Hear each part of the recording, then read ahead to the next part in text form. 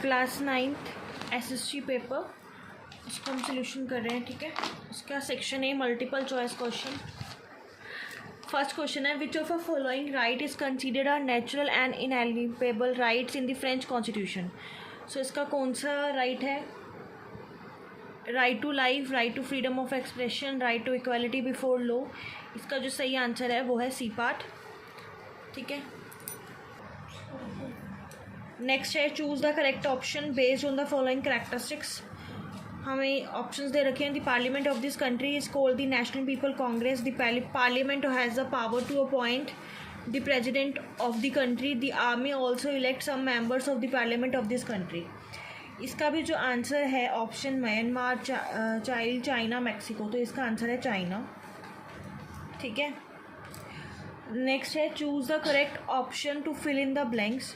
The workforce population include people from, कौन सी population include होती है? That is this 15 to 59 age group include होता है वर्कफोर्स पॉपुलेशन में, ठीक है। क्वेश्चन नंबर 4 हमें क्या दे रखा है? Arrange the following events in chronological order and choose the correct option. इनको हमें क्रोनोलॉजिकल ऑर्डर में डालना था और इसका जो करेक्ट आंसर है वो है बी।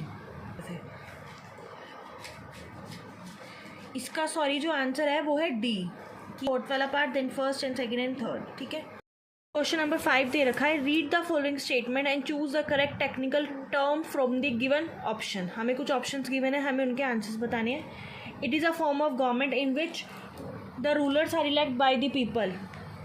तो जो इसका आंसर है वो है बी पार्ट, डेमोक्रेसी, ठीक है। अब question number 6, which of a following pair is not correctly match. इसमें से कौन सा ऐसा पेयर है जो करेक्टली मैच नहीं है? तो वो है a part, that is called mining. Mining हमेशा कभी भी सेकेंडरी सेक्टर में नहीं आती है। Question number 7, choose the correct physical feature option based on the following characteristics. इसमें हमें ये बताना है, it has high peaks, it has deep valleys, it has fast following rivers. So जो इसका आंसर है वो है Himalaya mountain. Question number 8, which of a following situation is not related to poverty. इसमें से कौन सी सिचुएशन ऐसी है जो पॉवर्टी से रिलेटेड नहीं है? तो वो खाली है land holding farmer in villages. अब जिसके पास लैंड है वो कभी भी फार्मर नहीं हो सकता, मतलब एक तरीके से गरीब नहीं हो सकता। तो जो इसका आंसर है only A part. Question number 9, there are 2 statement marked as assertion A and reason R. Mark your answer as per the option provided below. इसमें हमें एक एग्जर्शन गिवन था, एक रीजन गिवन था, जिसमें बोला गया था liberals also oppose the uncontrolled power of dynasty rulers. उसके बाद रीजन हमें दे रखा था, they were in favour of universal adult franchising. So जो इसका जो आंसर है वो है पार्ट बी, कि ए एंड आर दोनों ट्रू हैं, बट जो आर है रीजन जो हमें दे रखा है वो ए का करेक्ट नहीं दे रखा। Question number 10, identify the organs of the Indian parliament with the help of correct option from the following institution. Prime minister, Lok Sabha, president and Rajya Sabha. इसमें हमें बताना था कौन सा इंडियन पार्लियामेंट जो करेक्ट ऑप्शन दे रखा है किसी भी इंस्टीट्यूशन का, जो कि है इसका only second, third and fourth are correct, ठीक है, जो इंस्टीट्यूशन के। बोलो। क्वेश्चन नंबर 11 जो दे रखा है, match column 1 with column 2 with the select with the correct option. हमें मैच करनी है, जो इसकी मैचिंग है उसका जो करेक्ट आंसर है वो है बी। दे रखा है, match column 1 and column 2 and select the correct option. हमें इसको मैच करना है, उन करेक्ट ऑप्शंस निकालने हैं जो हम मैच करेंगे। इसका जो करेक्ट ऑप्शन है, करेक्ट आंसर है वो है बी पार्ट, ठीक है। Choose the correct river basin based on the following characteristics. हमें इसमें रिवर बेसिन को उनके कैरेक्टरिस्टिक्स से मैच करना है। सो जो इसका आंसर है क्वेश्चन नंबर 12 का वो है कावेरी बेसिन, ठीक है। क्वेश्चन नंबर 13 जिसमें हमें करेक्ट स्टेटमेंट को करेक्ट ऑप्शंस के साथ मैच करना है। तो जो इसका आंसर है वो है स्टेटमेंट 1 जो है वो इनकरेक्ट है, कि German government too much printed money, कि जो जर्मन की गवर्नमेंट थी वो टू मच मनी प्रिंट नहीं कर रही थी। The value of the German mark rise, और इससे जो वैल्यू थी जर्मन की मार्क राइज हो गई थी। No, it is a very incorrect statement. Statement 2 जो है वो करेक्ट है, तो जो हमारा आंसर है वो है बी पार्ट। क्वेश्चन नंबर 14 जिसका जो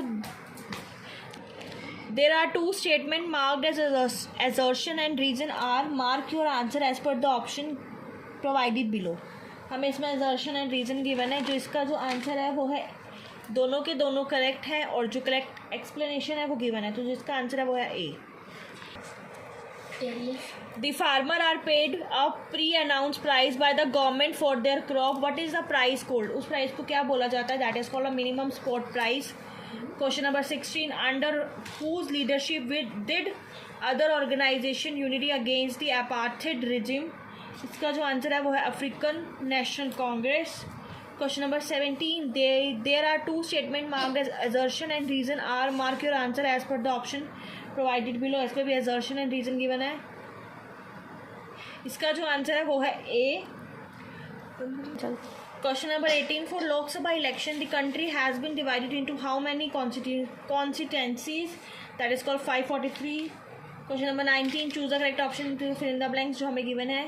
इसका जो आंसर है वो है फ्रेंच गवर्नमेंट.